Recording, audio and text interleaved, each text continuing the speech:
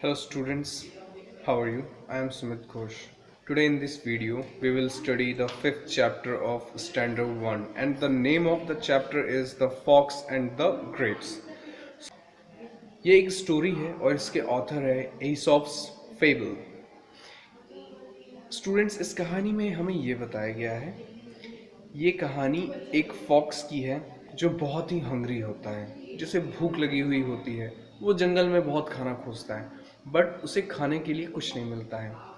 तो वो भटकते हुए एक वाइन यार्ड मतलब एक ऐसा जगह जहाँ पे ग्रेप्स को ग्रो किया जाता है, जहाँ पे बहुत सारे ग्रेप्स को ग्रो किया जाता है, अंगूरों को, वो वहाँ पे जाता है।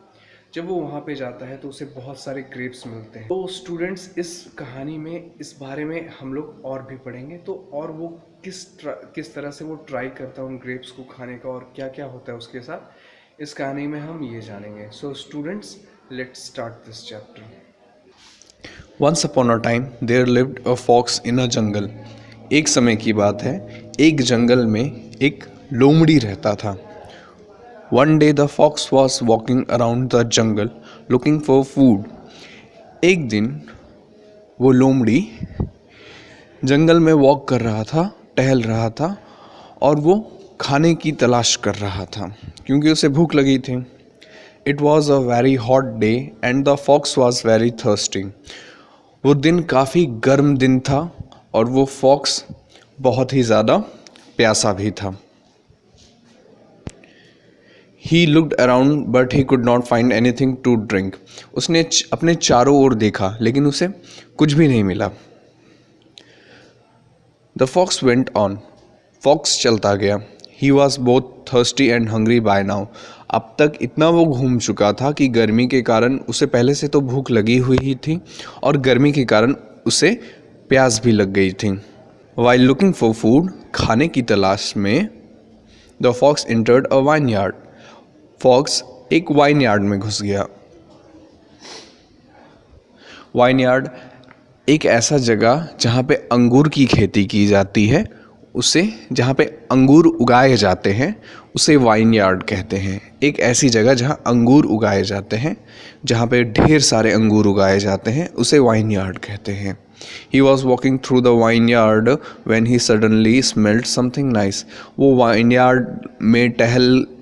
वाइन यार्ड को पार कर रहा था टहल चलते हुए, तभी उससे अचानक एक बहुत ही अच्छा सा कुछ स्मेल करने के लिए मिला, सूंघने के लिए मिला। उसने कुछ अच्छा स्मेल किया। He looked around but all he could see was vines and leaves. उसने अपनी चारों ओर देखा। उसने बहुत ही जो स्मेल आ रही थी उसने उसको सूंघा और उसने चारों तरफ देखा कि ये स्मेल कहाँ से आ रही है। तो उसे चारों तरफ सिर्फ लतें दिखाई दी और पत्ते दिखाई दिए। Then he looked up and saw a bunch of big juicy grapes. तब उसने अपने सर को ऊपर उठाया तो उसे ऊपर क्या दिखा? एक ऊंचे से पेड़ में बहुत सारे जूसी रस भरे अंगूर लटक रहे थे। अंगूर के गुच्छे लटक रहे थे। Oh such big and juicy grapes. Oh कितने बड़े और रस भरे ग्रेप्स हैं। Just the thing to have on this hot summer day. बोलता है इतने हॉट समर में यही तो चाहिए, जूसी अंगूर, जिससे भूख भी मिट जाएगी और प्यास भी मिट जाएगी। I shall try some, the fox thought. तो उस लोमड़ी ने सोचा कि मुझे कुछ इसको खाने का ट्राई करना चाहिए। The grape vine was resting on a high branch of a tree. Grape vine बहुत ही ऊंचाई पे लटक रहे थे। एक बहुत ही ऊंचा पेड़ था, तो ग्रेप वाइन उसी में उसके जो ग्रेप वाइन के जो गुच्छे थे, ग्रेप्स के जो गुच्छे थे, वो बहुत ही ऊंची पेड़ की डालियों में लटक रहे थे। So the fox took a few steps back and jumped at the grapes. ऊंचाई में होने के कारण उसे वो ग्रेप्स आसानी से नहीं मिलते, जिस कारण से उसने अपने कदमों को कुछ पीछे लिया और दौड़ते हुए एक छलांग लगाई। But he could not reach them. लेकिन वो वहाँ तक नहीं पहुँच पाया। The fox tried again but still could not reach the grapes. उसने दोबारा कोशिश की लेकिन फिर भी वो उन ग्रेप्स तक नहीं पहुँच सका। I will get to them this time for sure, the fox said to himself. अब फॉक्स ने अपने आप से कहा, बार बार ट्राई कर रहा था, ट्राई करते करते थक गया बेचारा। अब उसने ठान लिया कि अब इन ग्रेप्स को तो खाना ही है। बोलता है, इस बार तो मैं इन ग्रेप्स के पास पहुंच ही जाऊंगा। He went back by a few more steps and jumped even higher than before. पहले वो 3-4 कदम पीछे जाकर के उसके बाद जंप करता था। अब वो क्या किया, अब 7-8 कदम पीछे गया और आकर के जोर से जंप किया। पहले जितना ऊंचाई तक जंप किया उससे ज़्यादा ऊंचाई तक अब वो जंप किया। But the grapes were really very high and the fox fell flat on his face. Grapes के जो बंच थे, ग्रेप्स के जो गुच्छे थे, वो काफ़ी ऊंचाई पर थे, जिस कारण वो उन तक नहीं पहुंच सका और काफ़ी ऊंचाई तक वो उछल गया था, जिस कारण से वो अपने मुंह के बल ज़मीन पे गिरा। The fox kept trying but failed every time. Fox उसके बाद भी कई बार कोशिश की उस फॉक्स ने, लेकिन हर बार वो असफल रहा. The fox was tired now. अब इतनी बार वो कोशिश कर चुका था, इतने गर्म दिन में अब वो थक चुका था. He had no energy to run or jump. अब उसके पास एनर्जी नहीं बची थी कि अब वो दौड़े या जंप करे.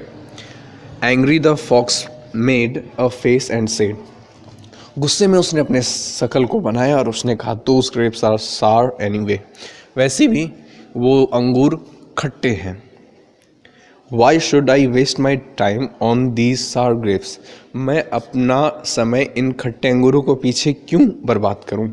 Then he walked away. उसके बाद वो वहाँ से चला गया. स्टूडेंट्स, इस कहानी को पढ़ के हमें क्या शिक्षा मिलती है?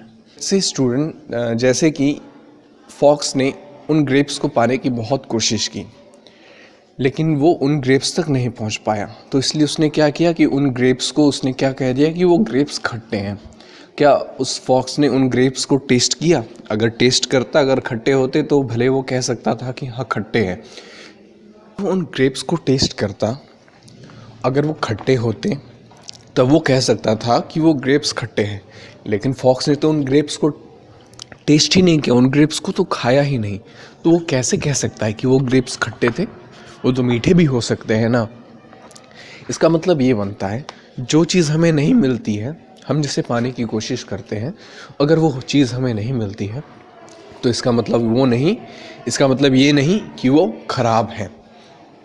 हमें इस प्रकार किसी दूसरे की बुराई नहीं करनी चाहिए. सो students, let's move. These are the hard words from this. Number 1 is vineyard. Vineyard means a place where grapevines are grown. Number 2 is vine. Vine means a climbing plant. So students, thank you.